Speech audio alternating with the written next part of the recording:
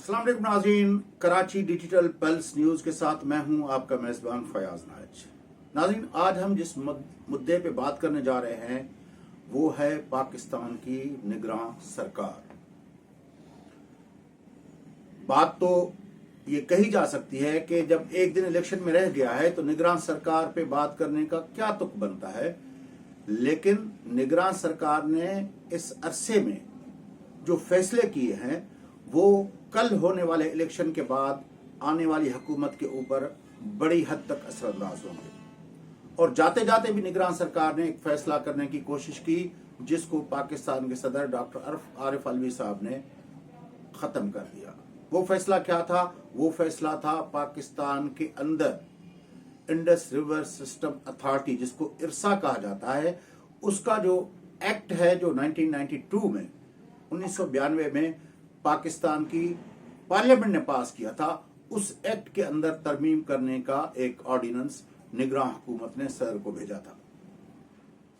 हालांकि उस तरह का फैसला करने से इलेक्शन कमीशन ने भी निगरान सरकार को मना किया था, लेकिन निगरान सरकार, जिसको स्पेशल इन्वेस्टमेंट फैसिलिटेशन काउंसिल की सपोर्ट हासिल है, उन लोगों ने बहरहाल ये फैसला ऑर्डिनेंस भेज दिया।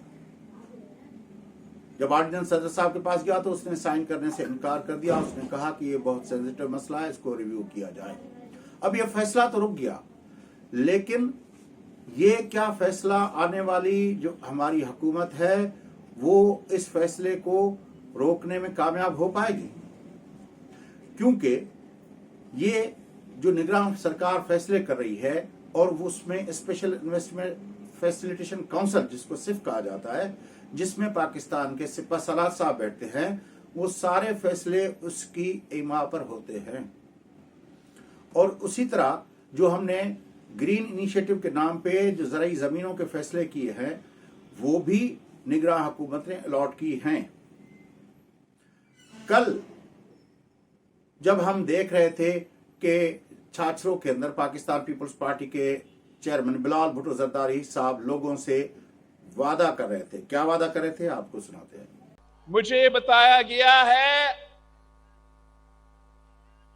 कि करोंजर के तरफ ये शेर वाले देख रहे हैं। वो समझते हैं कि उनका हुकूमत बनेगा तो वो मेरा करोंजर आपका करोंजर पे तोड़ फोड़ करके आपका ग्रेनाइट को, आपका पत्थर को वो बेचेंगे। इनको ये मालूम होना चाहिए कि शहीद मोहतरमा बेनजीर भुट्टो आज भी मौजूद है। अगर वो मेरे करोंजर तक हाथ फैलाते हैं तो इंशाअल्लाह ताला मैं और आप मिलके वो हाथ काटेंगे।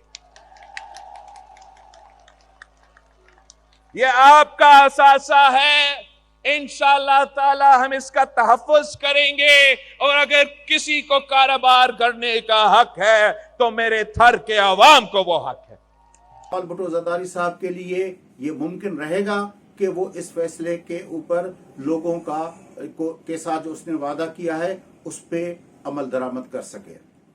आने वाली हुकूमत बिलाशुबा एक बहुत बड़े प्रेशर में होगी, क्योंकि जब से हमारी ये नई सफबंदी हुई है जिसमें पीटीआई की हुकूमत खत्म हुई थी, पीडीएम की हुकूमत बनी थी, नए सिपह सलार साहब आए थे, उस वक्त से लेकर जो हमने स्पेशल इन्वेस्टमेंट फैसिलिटेशन काउंसिल के नाम पर और दूसरे मामलात के ऊपर जो हमने हाइब्रिड पिलस रिजीम का इनकाद किया था, शुरुआत की थी पीडीएम के दौर में, अब वो बहुत ही तनावर दरख्त हो चुका है।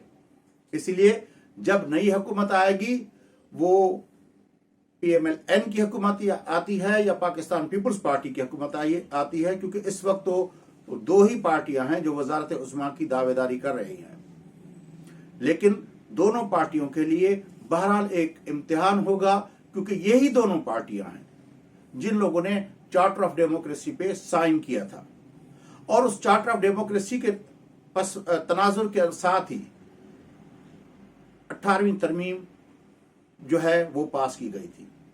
अब जब इस अरसे में हमने देखा कि 18वीं तरमीम पास होने के बाद भी कभी एपेक्स कमेटीज, कभी सिफ्ट यानी स्पेशल इन्वेस्टमेंट फैसिलिटेशन काउंसिल के नाम पे ऐसे इदारे बनाए गए जहां पे पाकिस्तान के सिक्योरिटी के इदारों का मुल्क की खारजा पॉलिसी, मुल्क की इक्तिसादी पॉलिसी, मुल्क की अमन अमान, मुल्क के माली मामलात के ऊपर उनकी जो है फैसलों पे उसका जो असर रसूख है वो एक फॉर्मल शक्ल में, इंस्टीट्यूशनल शक्ल में, लेकिन मावराए आइन इंस्टीट्यूशनल शक्ल दी जाती है उसको, तो उसका एक इम्पैक्ट ये पड़ता है कि इलेक्टेड हुकूमतें जो हैं, सिविलियन हुकूमतें जो हैं, उनकी सूरत हाल कमजोर पड़ती है।